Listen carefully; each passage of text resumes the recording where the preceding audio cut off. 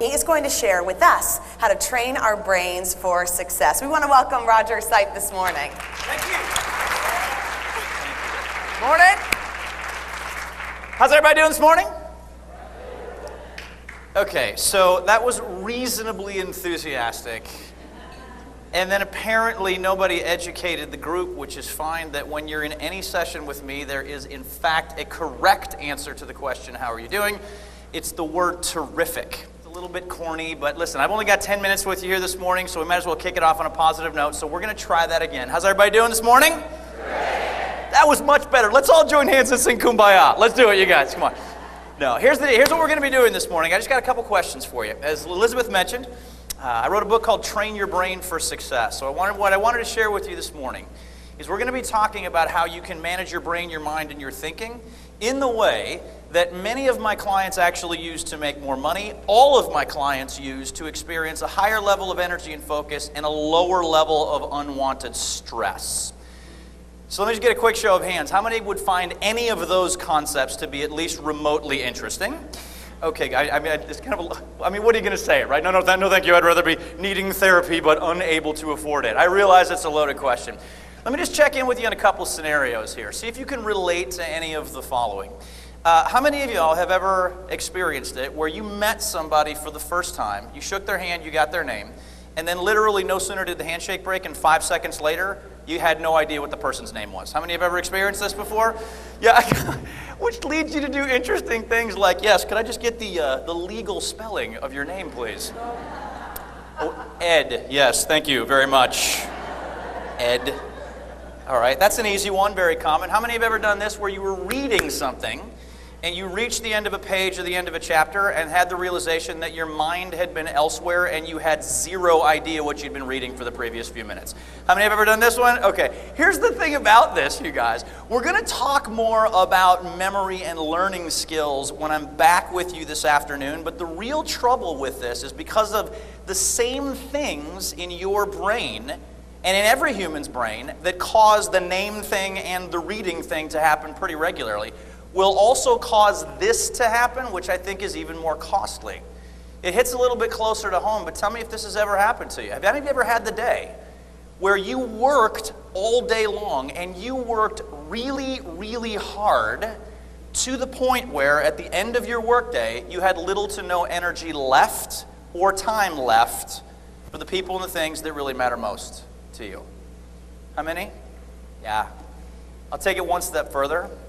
How many of y'all have ever done that, had that day, and then realized at the end of your workday that you didn't actually make much progress at work either?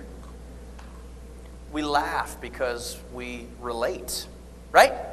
So here's what we're going to be doing. If you're taking notes, I would recommend that you do that here. As I mentioned, I have the privilege of being back here this afternoon, and we'll be doing a specific memory exercise.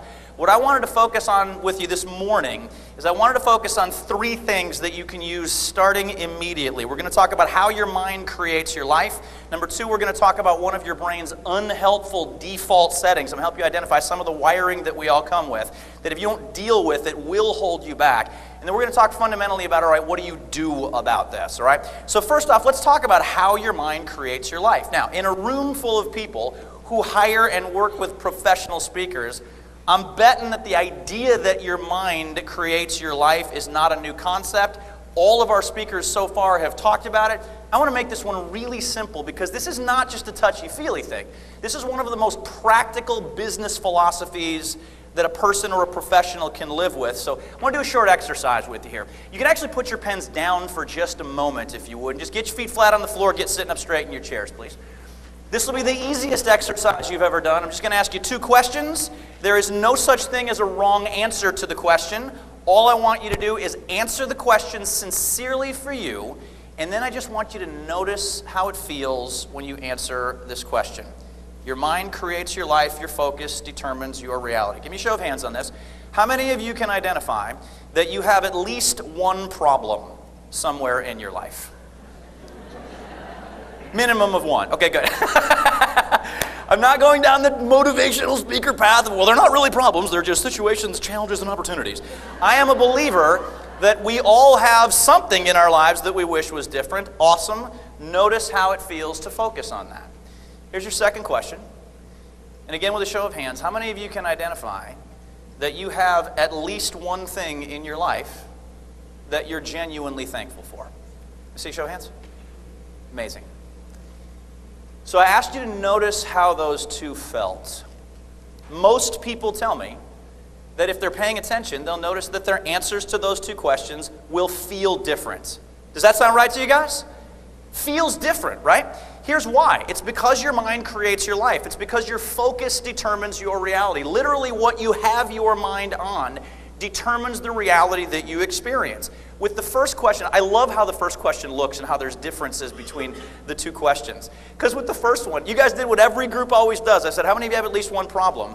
And there's always a short pause, which I've now determined is people trying to pick one. And then your hands went up, but your bodies slouched. It was literally as if a weight was being pressed down on you. I said, how many of you have anything to be thankful? Most of you sat up a little straighter.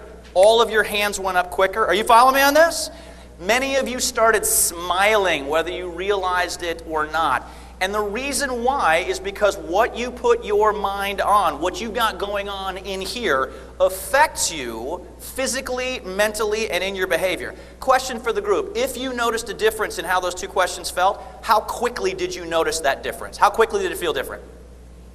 Immediately. It happens automatically. Your mind creates your life in very powerful and very tangible ways. Here's why this is tangible in business to you guys.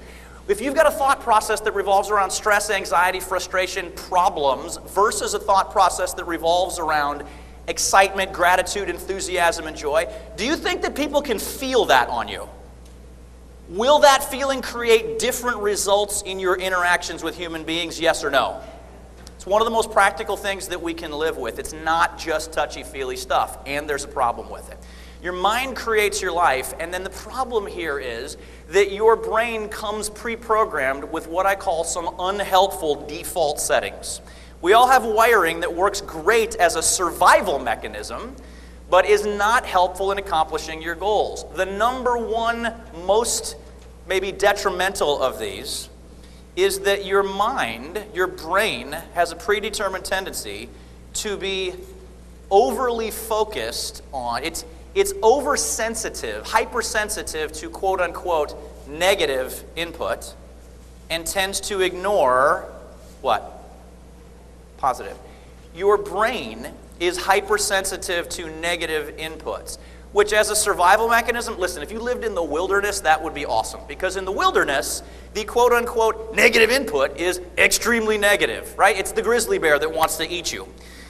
And in that scenario, helpful to pick up the threat earlier. Guess what this does now, you guys? What this does now is, especially when you get people in groups, it literally creates what we call a culture of negativity. Have any of you noticed that in the workplace and just in life in general, that we are surrounded with negativity, doubt, bad news, and fear? Yes? You see it everywhere.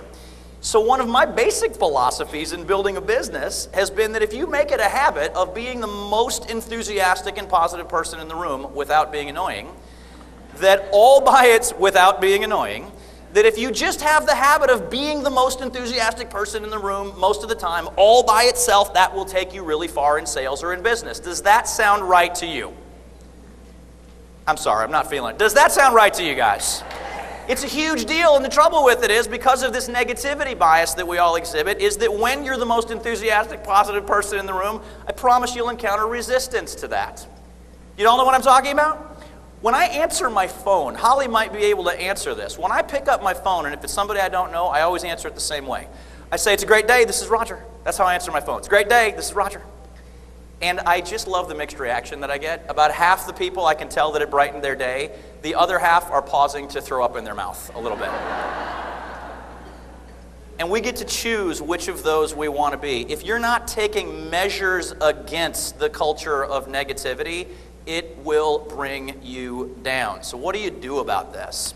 I only have a few more seconds left here. So in my longer programs, I cover 4 things that you will need to do about this. 4 things that you'll need to do about this. You got to get more connected with what's most important to you. You got to get more connected with your purpose. Number 2, you've got to have goals that feed you energy rather than drain it. Number 3, you've got to have a schedule that gives you and your brain space to operate, and we teach people how to do that. Fundamentally, where I always encourage people to start is develop an ongoing system for staying positive and upbeat. It can't be a one-time practice. It's got to be an ongoing system. I'll be back with you this afternoon to teach you the fundamentals of how to learn more effectively and start developing that system. Thank you guys very much.